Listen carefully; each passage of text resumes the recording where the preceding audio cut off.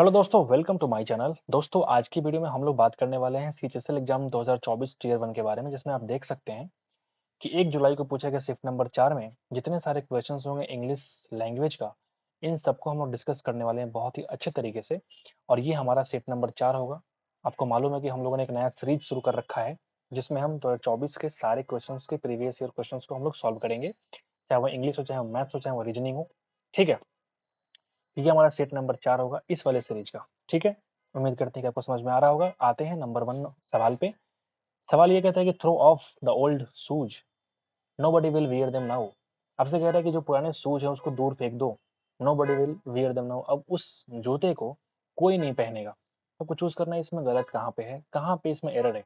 आप मुझे बताओ कि थ्रो ऑफ बोलना सही है क्या? क्या हम इसको थ्रो ऑफ बोल सकते हैं? अगर थ्रो ऑफ मुझे बोलना भी है तो क्यों ना हम डबल एफ का इस्तेमाल करें।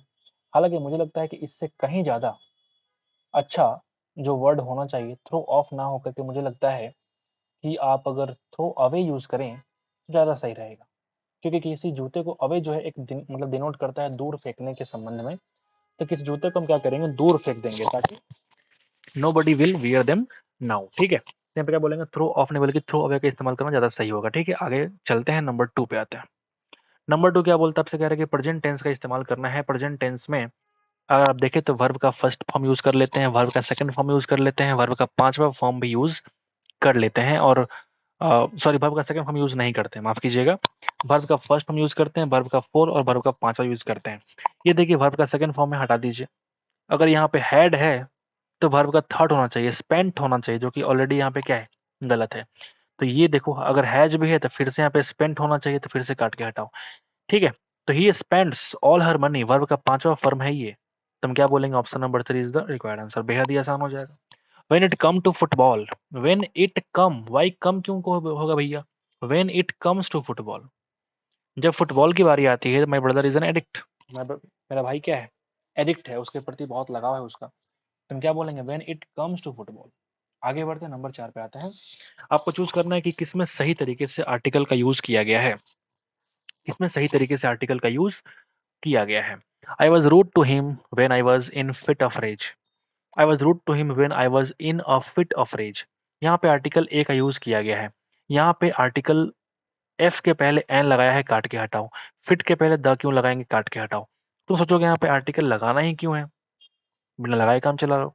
जब ये कह रहा है कि आर्टिकल का यूज करना है, तो option number 2 is the required answer. अगर बोलता कि हाँ करेक्टली चूज करो सेंटेंस में, तो फिर शायद हम एक या दो दोनों ही सही मान सकते थे। ठीक है, आगे बढ़े, नंबर 5 पे आते हैं। और ये सवाल जो है कॉम्प्रिहेंशन का सवाल, पैसेज। देखिए जरा क्या कह रही है, क्लोज टेस्ट भरते हैं इसमें। ठीक है, during the days of slavery there lived. ये सवाल तो बचपन से हम लोग पढ़ते आ रहे हैं। देयर लिव्ड अ किंग, नहीं बोलते हैं, एक राजा हुआ करता था। तो ये तो अगर किसी को नहीं पता है एसएससी के बारे में, तब भी ये सवाल सॉल्व कर देगा भैया। During the days of slavery, गुलामी के दिनों की बात है। There lived a very hard working slave, एक बहुत ही ज्यादा मेहनती स्लेव हुआ करता था, गुलाम हुआ करता था। तो हम क्या बोलेंगे, ऑप्शन नंबर 3। समझ में आया क्या? आगे बढ़े, आगे बढ़ते हैं। ठीक है, one day fill in the blanks freedom he ran away from his master's house. एक दिन क्या होता है कि आजादी को पाने के लिए, हमने पाना वर्ड क्यों लिया, क्योंकि सब ऑप्शन देखो गेन वर्ड यूज किया गया है। तो हम क्या बोलेंगे, one day freedom he ran away from his master's house, वो अपने मास्टर के घर से भाग गया, किस लिए, आजादी को पाने के लिए। तो जब भी हम इस्तेमाल करना पड़ेगा, तो या तो हम जिरंड से स्टार्ट कर सकते हैं या फिर इन्फिनेटिव से। आपने पढ़ा होगा, जब सेंटेंस को मुझे वर्ब से इस्तेमाल करना है, स्टार्ट करना है, तो हम या तो जिरंड से इस्तेमाल कर सकते हैं या फिर इन्फिनेटिव से। जिरंड यहाँ पे है नहीं, तो हम क्या बोलेंगे, infinitive. Option number 3 is the required answer. आसान है कि नहीं? One day to gain freedom he ran away from his master's house. As he passed a forest, जैसे वो एक जंगल को पार करता है, ही सॉ अ लायन, वो एक लायन को देखा। ठीक है, तो लायन क्या करेगा, रोअर कर रहा था, दर्द से कराह रहा था। तो क्या बोलेंगे, रोअरिंग। यहाँ पे भी वन का इस्तेमाल नहीं कर सकते, रोअर तो होगा ही नहीं और रोवर्स तो होगा ही नहीं। ठीक है, तो हम क्या बोलेंगे भैया, उसने एक लायन को देखा जो कराह रहा था, रोअरिंग विथ पेन। ये कंटिन्यूअस वाली सेंटेंस है। फॉर, ठीक है, for huge thorn had pierced his paw, उसके पाव में, उसके पंजे में क्या हो रहा था कि उसका एक बहुत ही बड़ा सा कांटा चुभा हुआ था। The slave felt sorry for the lion, उसको बहुत खराब लगा लायन के लिए, and took out the thorn gently, उसने क्या किया, उस स्लेव ने कि उस लायन के पंजे से उस थॉर्न को निकाल दिया। The grateful lion licked the slave's hand, उसने क्या किया, जो एहसानमंद था शेर, उसने क्या किया, उस स्लेव के हाथ को चूमा, लिक किया, चाटा। But then, but just then, both of fill in the blanks were captured by the soldiers. यहाँ पे आते हैं, सोल्जर्स की एंट्री हो जाती है, और बोथ ऑफ यहाँ पे क्या इस्तेमाल करेंगे, बोथ ऑफ अस नहीं, बोथ ऑफ देम, उनमें से दोनों। तो क्या बोलेंगे, ऑप्शन नंबर 4, ऑप्शन नंबर 3, ठीक है। Both of them were captured by the soldiers, अब क्या होता है कि सोल्जर्स के द्वारा उन दोनों को ही कैप्चर कर लिया जाता है, ठीक है, लायन को भी और स्लेव को भी। किंग ने ऑर्डर दिया, let the run away slave fill in the blanks thrown in front of hungry lion. अब यहाँ पे कैप्चर करके सोल्जर क्या करते हैं, ले आते हैं राजा के पास। राजा क्या बोलता है, किंग ने ऑर्डर दिया कि let the run away slave, ठीक है, slave fill in the blanks. अब यहाँ पे देखो वर्ब का थर्ड फॉर्म है, ये क्या है, थ्रो, थ्रू, थ्रोन, पढ़ा है आपने। तो वर्ब के थर्ड फॉर्म के पहले हम क्या क्या लगा सकते हैं, हैज, हैव, हैड लगा सकते हैं, बी लगा सकते हैं। इज जब भी आएगा तो इज के बाद क्या आएगा, वर्ब का फोर्थ फॉर्म आएगा। बीन के बाद भी3 तो आएगा ही नहीं, टी तो पहले ही तुम काट के हटा दो, बीइंग के बाद भी3 आएगा ही नहीं, काट के हटा दो, और ये हमने कहा कि भी4 लगा दो। तो ऑप्शन क्या बचा, सिर्फ एक ही बचा ना, be thrown in front of a hungry lion. इस तरीके से ऑप्शन का इस्तेमाल करके आप उसको, अगर आप नहीं भी जानते हैं तो सॉल्व करना सीख सकते हैं। समझ के बाद, let the run away slave be thrown in front of hungry lion, but when the slave was thrown in front of the lion, लेकिन जब ही उस स्लेव को फेंका गया लायन के सामने, lion licked him and quickly sat beside him, उसको चाटा, लेकिन चुपचाप उसी के बगल में जाकर बैठ गया, क्योंकि उसने उसकी हेल्प करी थी, कांटे निकाले थे उसके बहुत दर्द से जो करा रहा था। The amazed lion, sorry, the amazed king asked the reason, उसने कारण पूछा। The slave told the king everything, उसने सारी बातें बताई।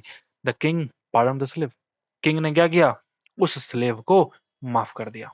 The lion was also freed and sent to the forest, जंगल को भी, सॉरी, शेर को भी छोड़ दिया गया कि तुम जा भैया, तुम जंगल का राजा, जा वहां पे अपना राज कर, मजे कर, ठीक है।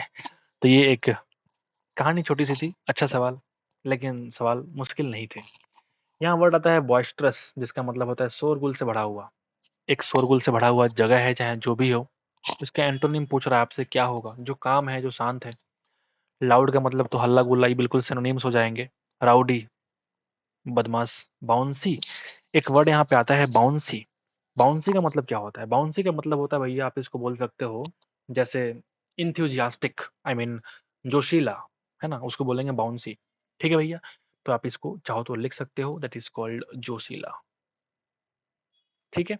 यहाँ पे एक वर्ड आता है एंटोनिम पूछ रहा है आपसे, और वर्ड है वेन। वेन के बहुत सारे मतलब होते हैं, जैसे एक वर्ड आपका, जैसे मैं अगर लिखना चाहूँ तब थोड़ा मजा आएगा, VEIN, ये जो वेन होता है ये नस है, ये वही वेन आर्टरी नहीं पढ़ते हो बायोलॉजी में, ये वो वाली नस है, ठीक है। ये जो वेन है, इस वेन का मतलब बहुत सारा है। पहला, व्यर्थ भी बोल सकते हैं, बेकार, उसी को सेम चीज बोलते हैं। और एक और इसका मतलब होता है वेन का, जैसे इसको हम बोल सकते हैं घमंडी, घमंडी। तुम खुद ही बताओ कि यहाँ पे जो वेन है वो किसका इस्तेमाल किया गया, किस हिंदी अर्थ का इस्तेमाल करेंगे, बताओ। ये प्राजक्ता के बारे में है, प्राजक्ता क्या है, वेरी घमंडी गर्ल है, बहुत ज्यादा घमंड है उसमें। तो उसका उल्टा क्या हो जाएगा, बड़ा ही नम्र आदमी है, बड़ा ही हम्बल आदमी है, बड़ा ही शिष्ट आदमी है, तो क्या बोलेंगे, हम्बल। ऑनेस्ट ईमानदार हो गया, होपफुल तो होगा नहीं, आशा से भरा हुआ। ऑनरेबल तो रिस्पेक्टेबल है, तो क्या ये इसका अपोजिट होगा, बिल्कुल नहीं। Option number 3 is the required answer. आसान सवाल। ये देखिए एंटोनिम क्या होगा, वर्ड हमारे पास है स्टिंगी। स्टिंगी का मतलब होता है भैया कंजूस, एक ऐसा इंसान जो पैसे खर्च नहीं करना चाहता है। अगर ऑप्शन चेक करें जो पैसा खर्च कर सके। एक हमारे पास वर्ड है ह्यूमरस। ह्यूमरस का मतलब क्या है, मजाकिया, ठीक है। आजकल आप देख सकते हैं जो इलाहाबादिया है और पता नहीं कौन कौन दो लोग हैं, इंडियाज गोट लैटेंट वाले भाई साहब, वो डार्क ह्यूमर करते हैं, डार्क ह्यूमर के नाम पे बकवास करते हैं, ठीक है। तो ह्यूमर इज ऑल अबाउट मजाक, ठीक है। तो यहाँ पे क्या बोलेंगे, ह्यूमरस को बोलेंगे मजाकिया। लाइसेवियस, ये काफी इंपॉर्टेंट वर्ड है, ये पूछा भी गया है, ध्यान रखना इस बात को। फिर से देखो, ये प्रीवियस ईयर क्वेश्चन ही है, तो पूछा गया है, बोलना गलत होगा, जो भी सवाल यहाँ पे है वो पूछा ही गया है, ठीक है। तो लाइबियस को बोल, सॉरी, लाइसेवियस को हम बोल सकते हैं जैसे कामोतेजक। क्या मतलब हुआ इसका, बहुत लोग इसका मतलब नहीं समझ पाएंगे। जैसे बोलते हैं ना, जैसे जो सेक्सुअल डिजायर को बढ़ा दे, दैट इज कॉल्ड लैसिवियस। समझ गए बात को? जो आपके सेक्सुअल डिजायर को इंक्रीज करे दैट इज कॉल्ड लैसिवियस। डिसिटफुल, डिसिट का मतलब धोखेबाजी से भरा हुआ, दैट इज कॉल्ड डिसिटफुल। एक बार हमारे पास बच गया जो कि जेनरस है, इसका मतलब होता है उदार। एक तरफ तुम भैया कंजूस हो रखे हो, 1 रुपया खर्च नहीं करना चाहते हो, एक तरफ तुम उदार हो गए, बड़ा ही लिबरल हो गए, बड़ा ही जेनरस हो गए, तुम लोगों की हेल्प करना चाहते हो, उनकी मदद करना चाहते हो, बेशक पैसे भी लग जाएंगे आपके। तो यहाँ पे क्या हो जाएगा, इसका अपोजिट इस वाले ऑप्शन के अनुसार generous is the required option. ठीक है, मैं ये नहीं कह रहा हूँ कि इसका सही आंसर जेनरस ही होगा हमेशा के लिए, लेकिन नहीं, इस ऑप्शन के अनुसार जेनरस एक सही ऑप्शन है। बढ़िया सवाल। ठीक है, आगे बढ़ेंगे। कुछ लोग बोलते हैं ना कि सर ये जो ग्रीन ग्रीन पहले ही दिख जाता है कि इसका आंसर क्या होगा। अब मुझे एक बात बताओ, मेरे पास कोई टीम नहीं है, आप मेरे सब्सक्राइबर्स पे देख सकते हो 2500 लोग मेरे साथ जुड़े हुए हैं। मेरे पास कोई टेक टीम तो है नहीं कि हाँ भैया इसको सही कर दो, उसको सही कर दो। ठीक है, फ्री में आपके लिए सब कुछ करते हैं। चैनल मोनेटाइज तो है बट महीने के 500 1000 रुपये आ जाते हैं गलती से भी। ठीक है, तो उससे कुछ होता नहीं वैसे। ठीक है, मुझे मज़ा आता है इसलिए मैं करता हूँ। और बच्चे लोग लिखते हैं कमेंट में कि हाँ सर आप 24 वाला प्लेलिस्ट बना दो, है ना, ये सवाल सॉल्व करवा दो, इसलिए मैं करवाता हूँ। ठीक है, तो यहाँ पे हम लोग सॉल्व करने नहीं आते सवाल को, यहाँ पे हम लोग डिस्कस करने आते हैं कि अच्छा इस सवाल का सही आंसर किस तरीके से हम बना सकते हैं। ठीक है, क्या हो सकता है। तो ये इस तरफ आप ऑप्शन को ग्रीन में देखो ही मत कि हाँ इसका सवाल पहले हमने देख लिया। देखो ही मत, तुम बस सवाल को पढ़ो ना। क्या तुम इतना भी नहीं कर सकते? फिर काहे का तुम एस्पिरेंट बने हो भाई? अगर तुम्हारी नजरें सिर्फ आंसर पे ही जा रही है फिर तुम काहे का एस्पिरेंट भैया? है ना, थोड़ा सा आपको भी करना पड़ेगा थोड़ा सा, है ना। कितना हम अकेले क्या क्या करें, आप मुझे बताओ। हर आंसर की को हमने उठा के लाया, फिर उस आंसर की को हमने अटैच कर रखा है। ठीक है, आपके लिए लाइन से हम सेट वाइज दे रहे हैं, क्या ये आसान बात नहीं है ना? जरा देख लो यूट्यूब पे कि कितने लोग अंग्रेजी का सेट वाइज प्रैक्टिस करवा रहे हैं। ठीक है, प्रीवियस ईयर के नाम पे कुछ सवाल यहाँ से उठाया, कुछ सवाल वहां से उठाया, कुछ 4 5 सवाल खुद का डाल दिया, और 2 4 सवाल तो ऐसे डाल दिए जो बिल्कुल पता ही नहीं है कि उसका आंसर क्या होगा, ताकि बच्चे को लगा अच्छा ऐसा सवाल भी आता है, ये तो बहुत मुश्किल है। और जब बहुत मुश्किल है, बच्चा क्या करेगा, उस मास्टर का ले लेगा कोर्स। तो ये सब ट्रिक है, तो ट्रिक के पीछे नहीं जाना है, थोड़ा मेहनत खुद भी करना है। देखना भी कि सवाल जो सर ने कराया है क्या ये सच में प्रीवियस ईयर का है या फिर ऐसे ही फालतू का बकवास है। ठीक है, तो इरेलीवेंट क्वेश्चन करने से कुछ नहीं होता भैया। 90% क्वेश्चंस हमेशा से एसएससी ने प्रीवियस ईयर क्वेश्चन ही पूछे हैं। हाँ, कभी एक आध सीजन में ऐसा होता है कि कुछ सवाल उटपटांग आ जाते हैं, वो अलग बात है। बट 90% केसेस में क्या होता है कि प्रीवियस ईयर क्वेश्चंस ही आपके सोर्स होने चाहिए तैयारी के। ठीक है, ये मेरा मानना है, बाकी आप जो भी चाहें आपसे आप सोच सकते हैं, ये आपकी मर्जी है। ठीक है, आइए पढ़ते हैं, जरा देखते हैं अगला सवाल क्या है। The arrival of Pragati in the house, Pragati के घर में आगमन जो हुआ है, ये ब्रॉड कर देता है डिसहार्मनी को among the family members. What is the meaning of disharmony? जैसे ये जो हार्मनी वर्ड होता है, ये हार्मनी क्या होता है? हार्मनी बोलते हैं जैसे सामंजस्य बिठाना या फिर किसी से बड़ा ही पवित्र संबंध रहना। तो डिसहार्मनी जो होता है, जो असामंजस्य हो जाता है, लय भंग हो जाती है। तो ये कह रहा है कि प्रगति के आगमन से घर में क्या हो जाएगा, लय भंग हो जाएगा मेंबर्स के बीच में। ठीक है, इसका मतलब ये एक नेगेटिव है। ये जो प्रगति नाम की लड़की होगी चाहे जो भी होगा, ये एक नेगेटिव ऑब्जेक्ट है आप कह सकते हो। ठीक है, इस पूरे परिवार के लिए। तो यहाँ पे क्या बोलो, डिसहार्मनी का वर्ड जो है इस 4 एडियम में से कौन सा सूट करता है? ठीक है, थोड़ी आवाजें आती है कभी कभी। ठीक है, मैं अभी ठंड का मौसम है तो ज्यादा पंखा वंखा बंद कर रखे हैं तो थोड़ा आवाज आती है, रास्ते पे ही गड़ा माड़ा। ठीक है, तो थोड़ा एडजस्ट कर लेना भैया। ठीक है, हालांकि माइक हमने बहुत सारा क्या बोलते हैं साउंड वाला कम कर रखा है कि एक्स्ट्रा साउंड ना जाए, बट कितना कर सकते हैं बताओ, जितना हो पाता है हम कर पाते हैं। ठीक है, तो कौन सा एडियम जो है यहाँ पे आपको सूट करेगा वो चेक करना है। तो ये सवाल बहुत ही बढ़िया होता है क्योंकि आपको 4 एडियम्स में से चूज करना होता है। अब देखो हेयर ब्रेथ, हमने किस तरीके से आप इसको याद कर रखा है। हेयर ब्रेथ, जो हेयर होता है ना, हमारी बाल जो होते हैं बहुत, उसकी चौड़ाई बहुत छोटी होती है, बहुत ही पतली होती है। तो क्या करेंगे, एक वेरी स्मॉल डिस्टेंस या फिर अमाउंट, इसका मतलब ये होता है कि एक वेरी स्मॉल डिस्टेंस आप लिख लो, अ वेरी स्मॉल डिस्टेंस या अमाउंट, उसको हम क्या बोलेंगे, हेयर ब्रेथ। समझ गए बात? टेंटर हुक्स, बहुत बार आपने पढ़ा होगा इस चीज को। बेचैन होना, चिंतित होना, या फिर बहुत नर्वस तरीके से किसी का इंतजार करना ताकि कुछ हो सके, that is called tenter hooks. A cry in the wilderness, बहुत बढ़िया, ये वाला बहुत बार पूछा गया भैया और बहुत इंपॉर्टेंट है। A cry in the wilderness, इसका मतलब होता है कि गलत के विरोध में अगर आप आवाज उठा रहे हो, that is called a cry in the wilderness. आप चाहो तो अंग्रेजी में लिख सकते हो, आप अगर अंग्रेजी वाले हो तो to speak out against something, ठीक है, दैट इज रॉन्ग। ऐसा हमने बना दिया सेंटेंस आपके लिए। क्या बोलेंगे? To speak out against something that is wrong, a cry in the wilderness, ठीक है। ये देखिए रिफ्ट इन द ल्यूट, ये इसका मतलब क्या होता है? रिफ्ट इन द लूट का मतलब होता है कि स्मॉल इशू जो हो सकता है कि बड़ा प्रॉब्लम बन जाए, ठीक है। तो ये वही है, ये जो प्रगति है ना, ये अपने घर के परिवार के मेंबर्स के लिए ये वही लड़की है। हो सकता है कि इसके आगमन से डिसहार्मनी उत्पन्न हो जाए और फिर तितर बितर हो जाए, उल्टा पुल्टा सामंजस्य बिगड़ जाए सब कुछ। तो ये वही है, रिफ्ट इन द लूट है। मतलब आप चाहो तो इसको लिख सकते हो। क्या बोला मैंने? फिर से सुन लो। स्मॉल इशू या फिर स्मॉल प्रॉब्लम, जो बोलना है बोल लो। Small issue that can lead to बोल सकते हैं बिगर प्रॉब्लम्स। हो सकता है कि इस छोटी सी समस्या से बड़ा समस्या खड़ा हो जाए, that is called rift in the लूट। तो ये एक बढ़िया सवाल है। इससे आपने क्या सीखा? 4 तरह का इडियम सीख लिया। तो इस तरह के सवालों में कभी तुक्का नहीं लगाना है, कभी तुक्का नहीं लगाना है, क्योंकि इसका मतलब आप नहीं पता है तो नहीं बना सकते। तुक्का लगाएंगे नेगेटिव होने के चांसेस 90% है। आगे बढ़े, आगे बढ़ जाते हैं। 14 पे आते हैं। Identify the incorrectly spelled word in the following sentence and select its correct spelling from the given options, ठीक है। इनकरेक्टली स्पेल्ड कौन सा है? The committee heard that he had been negligent, ये होता है नेग्लिजेंट, ठीक है।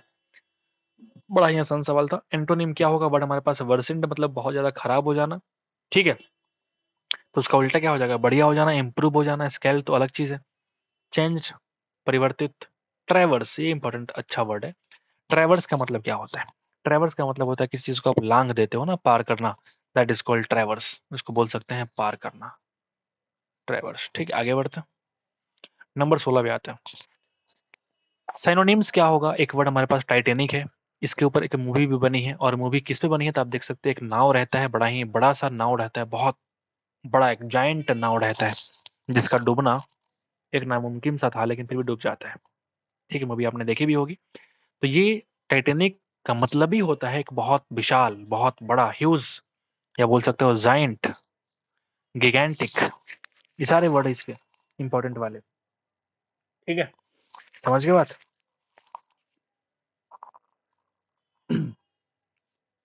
इसको ह्यूज बोल सकते हैं, जायंट बोल सकते हैं, गिगांटिक बोल सकते हैं, मोमेंटस, ऐसा कुछ बोल सकते, मोमेंटस नहीं बोल सकता ना, गिगांटिक सही है, हाँ ये सही है। आगे देखो 17 पे आते हैं। इनकरेक्टली स्पेल्ड वर्ड क्या होगा इस सेंटेंस में? The precious book shelf was careful decorated with religious. ओहो, रिलीजियस, आप खुद देखो कैसे लिखते हो रिलीजियस, धार्मिक किताब है। ओ पहले आता है, यू बाद में आता है, यहाँ पे यू उसने पहले कर रखा है। तो ये बड़ा ही गंद मचा रखे हैं इस तरह का इनकरेक्टली स्पेल्ड वर्ड में ना, ऐसे बार बार पूछते हैं भाई। Mothers have great animosity for their children. Animosity का मतलब क्या होता है? दुश्मन रखने, दुश्मनी। क्या मदर को अपने बच्चे के लिए एनिमोसिटी होगा, दुश्मनी होगी? बिल्कुल नहीं। तो ही कह रहा है कि इसको इम्प्रूव करो। इस वर्ड के बदले कौन सा सेंटेंस, कौन सा वर्ड हम लगा सकते हैं, आप मुझे बताओ। तो एक है अफेक्टेशन। बहुत लोग इस सवाल को इसमें तुक्का लगाएंगे और निकल जाएंगे, लेकिन ऐसा नहीं करना है। आप याद करिए, अफेक्टेशन वर्ड और अफेक्शन वर्ड दोनों में बड़ा फर्क है। अफेक्टेशन जो होता है भैया, इसको बोलते हैं बनावटी व्यवहार। ये जो है एक बनावटी व्यवहार है। और ये जो अफेक्शन है ना, ये तुम्हारा लगाव है, ये प्यार है, मोहब्बत, ये अलग है। बट ये जो अफेक्टेशन है, ये बिल्कुल बनावटी व्यवहार है। तो कभी भी चारों ऑप्शंस को देखिए, उसके बाद ही टिक लगाइए, इससे पता चलता है। ऐसा नहीं कि हाँ आधे आंख से देखा अफेक्शन लगा के निकल गए, तो जहाँ 3 नंबर तुमको मिलने चाहिए था वहाँ -1 मिलेगा। ओवरऑल माइनस, ओवरऑल 4 नंबर का नुकसान है भैया आपको। एब्सर्डिटी, एब्सर्ड का मतलब होता है बेतुका, बेढंगा। तो उसमें ITY लग गया, मतलब एडजेक्टिव हो गया, समझ गए। तो क्या बोलेंगे? बेतुकापन बोल सकते हैं। एक वर्ड छूट रहा है, अबेसमेंट। इसका मतलब क्या होता है बताओ? अबेसमेंट का मतलब क्या होता है? किसी का अपमान करना, दुर्दशा, दैट इज कॉल्ड अबेसमेंट, ठीक है। आप लिखो अगला क्या है। Cost N arm and leg. हमने कैसे इसको याद कर रखा है पता है? हमें एक हाथ गंवानी पड़ी, हमें एक पैर गंवाना पड़ा, मतलब बहुत महंगा पड़ गया, मतलब बहुत महंगा पड़ गया। हमने इसको ऐसे याद कर रहा था, आपके सामने देख भी सकते हैं। टू बी वेरी एक्सपेंसिव, बहुत महंगा होना, that is called cost N arm and a leg. ठीक है भैया, आगे बढ़े, नंबर 20 पे आते हैं। I am so glad that I ran into you on the way. मैं बहुत खुश हूँ कि मैं अचानक से मिला आपसे रास्ते पे। रन इनटू क्या मतलब होता है? ये रन इनटू जो होता है, रन से बना रैन, वर्ब का सेकंड फॉर्म है। ये एक फ्रेजल वर्ब है, काफी इंपॉर्टेंट। रन इनटू का मतलब ये होता है कि भैया हम किसी से एक्सीडेंटली मिल रहे हैं, अचानक से मिल जाना, यानी कि आप कह सकते हैं संजोग से मिलना, आप ये कह लो संजोग से मिल जाना, संजोग से मिलना, इसको हम क्या बोलेंगे? Run into. ठीक है, तो इसमें किसी भी तरह का कोई रिक्वायरमेंट की आवश्यकता नहीं है। हम मैं बहुत खुश हूँ कि मैं अचानक से संजोग से आपसे मिला रास्ते पे, मतलब इसमें कोई रिक्वायरमेंट की जरूरत नहीं है, कोई इंप्रूवमेंट की जरूरत नहीं है। ठीक है, the CEO's decision to cut benefits was a fill in the blanks move. अब ये जो मूव होता है ना, अक्सर केस में हमने देखा है कि हार्श मूव यूज किए जाते हैं, अगर कठोर कठोर वर्ड की बात की जाए तो। जो सीईओ का डिसीजन था कि हम भैया तुम्हारे जो बेनिफिट्स तुम्हें मिल रहे हैं उसमें हम कटौती करेंगे, काटेंगे, तो ये एक बेसिकली आप कह सकते हो कि ये एक बड़ा ही थोड़ा कठोर सा मूव है सीईओ का। तुम लेबोरियस तो बोलेंगे नहीं, मेहनती तो है नहीं, ह्यूमरस मजाकिया तो है नहीं, दो को हमने काट के हटा दिया। इसका मतलब भी होता है कठोर, और जहां मुझे दिख रहा है रिगोरस, रिगरस का मतलब भी होता है कर्कश, कठोर, जो चाहो बोल सकते हो। ठीक है, तो यहाँ पे इसने हार्श मूव को लिया है। मैंने कहा ना कि लगभग केसेस में हार्श को ही यूज करते हैं मूव वाले केस में, अगर हम बात करें तो, अगर कठोर की बात करी जाए तो। ठीक है, बाकी आप एक बार चेक कर लेना फिर से, अगर कहीं और दिखे आपको किसी लाइव पे, आप रहते ही हो किसी और चैनल पे, कभी ना कभी लाइव देखते रहते हो कुछ कुछ, तो अगर आपको दिख जाए तो आप इसको एक बार क्लियर कर लेना कि रिगोरस क्यों नहीं होगा और हार्श क्यों होगा। ठीक है, आगे बढ़े। Most appropriate synonym of the given word क्या है? फास्टन। एक वर्ड है फास्टन, मतलब तेज करना, किसी काम को बहुत तीव्र गति से करना, फास्टन ये भी कह सकते हैं। और भी इसका मतलब होता है, जैसे किसी चीज को अटैच करना के लिए हम इस्तेमाल करते हैं फास्टन का। जैसे कोई चीज मुझे फिक्स करनी है, अफिक्स, ये वर्ड यूज कर सकते हैं। कोई चीज मुझे टाई करना है, जोड़ना है, बांधना है, तुम क्या बोलेंगे? इसका यूज कर सकते हैं फास्टन के रूप में। ठीक है, तो जब भी अफिक्स करना है, जोड़ना है, टाई करना है, इस सब में आप देखेंगे एक बोल्ट। बोल्ट का मतलब क्या होता है? ये वर्ड वैसे ही कुछ है, जोड़ने के अर्थ में आता है, तो इसलिए यहाँ पे ऑप्शन जो है सी यूज करा गया है। ठीक है, अंडो आपने देखा होगा, जैसे एक होता है रेडो और एक होता है अंडो। ठीक है, क्या है इसका मतलब? जैसे अपने कंप्यूटर वन में आपने देखा भी होगा कि अंडो करने के लिए हम क्या करते हैं? कंट्रोल प्लस जेड कर देते हैं, और ये कंट्रोल प्लस वाई होता है, बोली होता है ना। तो अंडो का मतलब, जैसे मान लिया हमने कोई एक्टिविटी करी, एक्सेल सीट खोला हमने, कोई टेबल तैयार कर रहे हैं मान लो, यहाँ पे ए लिखा या बी लिखा, फिर बी को हमने चेंज कर दिया, सी कर दिया। अब हम चाहते हैं कि नहीं, मुझे वापस बी पे ही जाना है, तो हम क्या करेंगे? अंडो करेंगे, कंट्रोल जेड करेंगे, फिर वापस हमें सी पे आना था, क्या बोलेंगे? हम रीडो कर देंगे, कंट्रोल प्लस वाई कर देंगे। तो ये थोड़ी सी वाहियात बातें हो गई, कोई बात नहीं, कभी कभी होना चाहिए। ठीक है, लूज का मतलब होता है ढीला, और लूजन का मतलब ये एक वर्ब हो गया, ढीला करना। ठीक है, लूजन। ठीक है, डिटैच, अटैच का उल्टा है डिटैच, अलग हो जाना। समझ गए? तो आसान सवाल था ये वाला, आगे बढ़ते हैं। ठीक है, यहाँ पे फिर से कह रहा है कि Sonam's cat used to chase the mouse into the kitchen and knock through the tower of pots and pans। क्या मतलब है इसका? ये जो नॉक थ्रू है ना, ये गलत है। Knock over a tower of pots and pans. किसी भी चीज को जैसे मान लीजिए गिरा देना है बाई हिट करके, मतलब हिटिंग करके, हिट करके आप नीचे गिरा रहे हो, फॉल कर रहे हो, तो फिर क्या बोलते हैं? नॉक ओवर इस्तेमाल करते हैं। आप चाहो तो हिंदी में लिख लो, जहां भी आप नोट कर रहे हो, कि सोनम की जो बिल्ली थी ना, उसने यूज किया, use to chase the mouse, उसने चूहे को चेज करने की कोशिश करी इनटू द किचन, जिसकी वजह से क्या हो गया? एक टावर ऑफ पॉट्स और पैन्स नीचे गिर गए। तो उसके लिए हम इस्तेमाल क्या करते हैं? जब हिट करके कोई चीज नीचे गिर जाती है तो हम क्या बोलते हैं उसको? Knock over, knock over. समझ गए भैया? तो ये एक बढ़िया सवाल है, आप इसको चाहो तो नोट डाउन कर सकते हो, स्क्रीनशॉट ले सकते हो, जो भी आप चाहो कर सकते हो। ठीक है, 24 पे आते हैं। एंटोनिम क्या है? वर्ड हमारे पास है फर्टिव। फर्टिव, फर्टिव से मुझे याद आया कि फ्यूजिटिव क्या होता है, बताओ? काफी इंपॉर्टेंट वर्ड है। भगोड़ा, जो कानून से भाग चुका है, दैट इज कॉल्ड फ्यूजिटिव, भगोड़ा। लेकिन यहाँ पे जो वर्ड है वो है फर्टिव। फर्टिव क्या होता है? फर्टिव बोलते हैं जो गुप्त है, जो चीज चुरा के आपने रखा हुआ है पहले से, उसको हम बोलते हैं फर्टिव। कंफ्यूज नहीं होना है भैया। इंग्लिश तैयार करने के लिए सिर्फ तीन चीजों की आवश्यकता होती है। पहला वोकैब, दूसरा ग्रामर और तीसरा आपकी रीडिंग स्किल। अगर इतने हैं तो आप अंग्रेजी में ना 100% नंबर लाओगे। ठीक है, इक्का दुक्का सिली मिस्टेक हो गया वो अलग चीज़ें होती है, बट इन्हीं 3 चीज़ों से ही आपकी पूरी इंग्लिश खत्म हो जाएगी पूरे एसएससी में। लेकिन इस 3 चीज़ को पढ़ने में लोगों को 3-3 साल भी लग जाते हैं, 4-4 साल भी लग जाते हैं। ठीक है, मुझे भी लगे थे, ऐसा नहीं है। ठीक है, कोई चीज़ प्रैक्टिस करने से ही पूरी हो जाती है। ठीक है भाई, यहाँ देखो गुप्त हो जाते हैं, इसको हम बोलेंगे गुप्त बोलो या फिर चुराया हुआ बोलो। इस सबको हम क्या बोलेंगे? फर्टिव। इसका अपोजिट क्या हो जाएगा? जो चुराया हुआ नहीं, जो ट्रूथफुल है। ठीक है, फॉक्सी। फॉक्सी मुझे ध्यान में नहीं आ रहा है इसका मतलब क्या होता है। फ्यूचरिस्टिक का मतलब जो भविष्य में देख सकते हैं। सैडी, तो सैडी या गैडी, ये भड़कदार को बोलते हैं सैडी गैडी, है ना।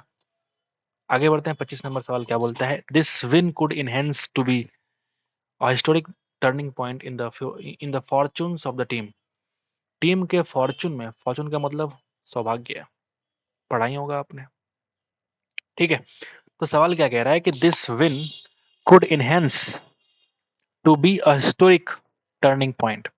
अब देखो, इनहेंस का जो मतलब होता है उसको बोलते हैं बढ़ाना, इंक्रीज करना, एक्सपैंड करना, आप जो भी चाहो तो लिख सकते हो। इनहेंस का मतलब बढ़ाना। तो ये जो विन है ये बढ़ा रहा है हिस्टोरिक टर्निंग पॉइंट, ऐसा है क्या? हिस्टोरिक टर्निंग पॉइंट को बढ़ा रहा है? नहीं भाई, ये टीम के सौभाग्य के लिए ये एक टर्निंग पॉइंट प्रूव हो गया, सिद्ध हुआ। समझ गए? टीम के सौभाग्य के लिए ये जो एक टर्निंग पॉइंट सिद्ध हुआ, तो क्या बोलेंगे? Prove to be. Prove to be, this win could prove to be a historic turning point in the fortune of the team. तुम बोलो कंफर्म क्यों नहीं होगा? कंफर्म का मतलब होता है सुनिश्चित करना, यहाँ पे सिद्ध करने की बात हो रही है, तो option number 4 is the required answer. एक होता है वर्ड डेमोन्स्ट्रेट, 2 वर्ड है भैया, सीख लो। 2 वर्ड है, जान लो। एक होता है डेमोन्स्ट्रेट और एक होता है रेमोन्स्ट्रेट। मैं हमेशा ऐसे ऐसे वोकैब को ना ध्यान में रखता हूँ ताकि कुछ मिस्टेक ना हो जाए। सिली मिस्टेक -1, जहाँ 3 नंबर आने थे वहाँ -1 हो जाता है। ठीक है, तो डेमोन्स्ट्रेट का मतलब होता है भैया किसी को प्रदर्शित करना, किसी को नहीं, कोई चीज अगर मान लो आप दिखाना चाहते हो, शो ऑफ करना चाहते हो, तो क्या बोलेंगे उसको? डेमोन्स्ट्रेट। ठीक है, और अगर आप कोई चीज का विरोध कर रहे हो, अगेंस्ट में हो, तो क्या बोलेंगे उसको? रेमोन्स्ट्रेट, विरोध करना। समझ गए? तो स्क्रीन शॉट लो, नोट डाउन करो, जो चाहो करो। एकम्प्लिस, पूरा करना। ठीक है भैया, तो उम्मीद करते हैं कि समझ में आ गया होगा। तो मिलते हैं आपसे अगले वीडियो में। Thank you so much guys. पढ़ते रहिए जब तक आपका सिलेक्शन नहीं हो जाता, रुकना नहीं है भैया। ठीक है, सब चीज को मात देना है और मेहनत करते रहना है, पढ़ाई करते रहना है। मिलते हैं आपसे अगले वीडियो में। Thank you so much guys.